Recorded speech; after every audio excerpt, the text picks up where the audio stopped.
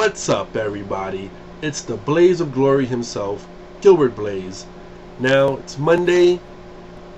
I'm feeling good. I had a cold over the weekend. It's finally going away, so thankfully, I'm feeling much better.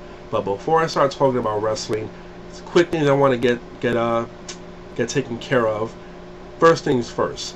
Congratulations to the New Orleans Saints winning the Super Bowl. And I gotta say, I'm not a fan of the Saints. I'm not a fan of the Colts. So it's kind of hard for me to root for either team. But I always root for the underdog, and the Saints were the underdog. And after everything that New Orleans went through with Hurricane Katrina, you gotta help but not be happy for them, because that city went through so much. So congratulations. It was a good game, very back and forth. The lead kept on changing. So it was a good game overall, and I have to say the Super Bowl commercials was pretty decent as well too. So it was a good Super Bowl overall. So congratulations to the Saints. Now next, I want to give a special shout out to a new friend of mine on YouTube. His name is Bob, aka Fightdog. Bob and I we've been talking recently, and I gotta say, a really cool guy. Now, he doesn't talk about wrestling. He's an MMA guy. He trains in MMA, and he also does a lot of, different random videos, tag videos, and he talks about like life issues and stuff like that, which is pretty cool.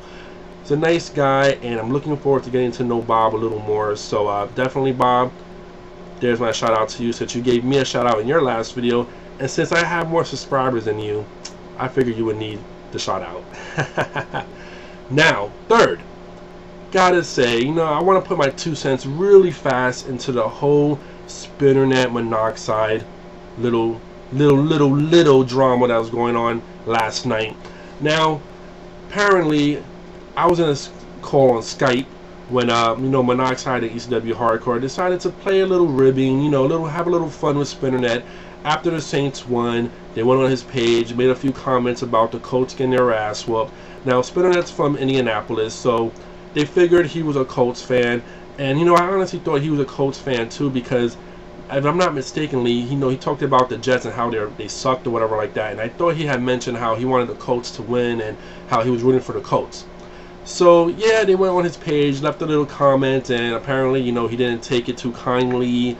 We're all a little sensitive to a certain degree, but I think he gets kind of sensitive really fast. So I wish he would have just taken it as a joke. I know he doesn't like them, but Spinnernet, I wish he would have just taken it as a joke. There was no need for you to make a video about that. I mean, honestly, you had your little private talk with Monoxide, and it should have just went like that. But you talked about not wanting drama, but yet you make a video about it. So I don't know what to expect. I mean, you drew attention to something that wasn't meant to be having attention to. But that's just my 2 cents on that. Okay, so now on to the wrestling. You saw Edge won the Royal Rumble, which I was super excited about. He wasn't my pick originally. I had picked Triple H. But as soon as Edge got in the ring as number 29, I kind of felt that he was going to win, because when Triple H got eliminated the way he got eliminated, I thought, this is something's up here. I still didn't think Shawn Michaels would win, because it would be too obvious. So for Edge to win was just phenomenal. I'm a big Edge mark, and this also sets up, in my opinion, Chris Jericho winning the Elimination Chamber match, and hopefully having an Edge versus Jericho match at Wrestlemania for the heavyweight title, which would be superb. I mean, that match will just be amazing, and I hope it goes that way. But right now, speaking of Wrestlemania, 49 more days.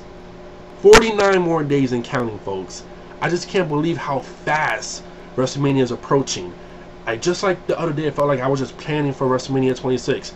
And I got my hotel, I got my airplane ticket, I got all my wrestling tickets, and I'm just set. I'm so set on going to Phoenix, Arizona. I can't wait. I can't wait to see everybody again and meet also new people that I've been talking to on YouTube for a long time, and getting a chance to meet them for the first time. It's just going to be a fun time. I'm going to stay for a whole week out there, so I'm definitely looking forward to it. And also, I'm looking forward to seeing my friend Calvin out there, who I haven't seen in a long time, which, give a special shout out to him as well. Calvin, can't wait to see you again. It's going to be a fun time. But yeah, as of now, WrestleMania is shaping up to be what I'm assuming is going to be probably Triple H versus Sheamus, Undertaker versus Shawn Michaels, Jericho versus Edge, and also now the tag match with Batista and McMahon versus Cena and Bret Hart. I'm definitely seeing those matches about to take place at WrestleMania. So the Elimination Chamber pay-per-view should be interesting because I want to see the Undertaker lose the title. I gotta say, you know, I was a fan of his a long time ago, but I haven't been a fan of his in such a long time because, you know, as much as I respect the dead man, you gotta understand, I mean, the man is injured. He's always injured, and he's wrestling not 100%. And if you notice, a lot of his matches since his return has been either triple threats or really fast like singles matches. He hasn't really produced a really good match since he's returned, and I just want him to lose the title already, to hopefully to Jericho, which will set up a lot of great things happening. So yeah, I mean, Raw, SmackDown, I know people are saying, well, Raw is horrible, and yes, I agree, Raw has been horrible. SmackDown has been somewhat better, but I still feel like SmackDown isn't getting their just due. You know, they're not getting a big build up to a lot of their main stars. Now, their Elimination Chamber match looks really interesting. Just the fact that R-Truth is in the main event, so to speak, in the Elimination Chamber match speaks volumes. I mean, they've been giving him a push lately. He beat Jericho on SmackDown not too long ago, and I like R-Truth, but something tells me maybe, just maybe, he might get taken out of the Elimination Chamber match before he enters, like what happened with Kofi Kingston with Edge. I don't know, something might happen because they got to set up how Shawn Michaels is going to take on Undertaker. So something's going to happen in that match where Shawn Michaels is going to get the Undertaker's attention and maybe make him lose the title or just do something to piss off Undertaker so he can accept his rematch. So that should be interesting there. Now, we all know ECW is now dead officially. It's what, NXT or something like that. So I wonder how they're going to do this, how they're going to have the heavyweight title, if there is going to be a heavyweight title. Is Christian going to still be the champion? I'm hearing rumors about him getting put on SmackDown, which would be great. But that all remains to be seen right there. So I am looking forward to seeing the new younger talent, the FCW talent, going up to the new show and seeing what goes on with that. Now with TNA, you know, Impact has been up and down for me. I actually have been enjoying Impact ever since the January 4th show, but they are still up and down, especially with the booking. I guess they're turning Joe face again so he could face AJ Styles. And it just seems like they don't know what to do with the guy. They keep turning him face, heel. It's like they don't know what to do with him. And then all of a sudden you got Scott Hall and Six-Pac turning on Kevin Nash there, which I didn't really see coming. But that, I don't know what they're going to do with that. And then you have the Pope actually beating AJ Styles in a non-title match after he lost to Orlando Jordan a few weeks ago, which this is why the booking in TNA is just really up and down. It's really random. But I am interested in seeing what's going to happen with that. You know, the judgment is set out on Hogan and whether or not he's running the company right. I mean, he's made some fast changes, too fast, and he accepts the fans so they just accept it really fast, which is like bad on his part. But I don't know. I still want to give him a chance, even though I know deep down inside he's going to fuck things up. But I'm trying to give Hogan a chance here because a lot of people are just hating on him, and I really don't want to do that. So I'm still keeping my eye on TNA, and I'm hoping that they do good. And supposedly they're going to move permanently to Monday nights after March. So that should be interesting right there.